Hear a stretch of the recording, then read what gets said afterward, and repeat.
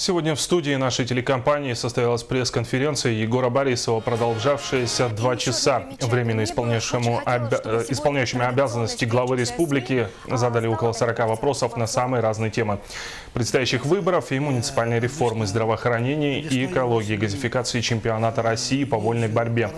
Фактически разговор с журналистами стал продолжением серии встреч с жителями республики, которые Егор Афанасьевич вел последние 3 недели. Взгляды и вопросы, которые сегодня я чувствую среди населения, не меняются с учетом той политики, которую мы ведем в республике. И поэтому мне было приятно, что многие вещи они принимаются как позитивные. И настроение людей тоже каждым разом меняется в лучшую сторону. И чувство уверенности, чувство солидарности, они сегодня уже проявляются. Для меня это очень важный момент. Вот это я почувствовал в этих поездках.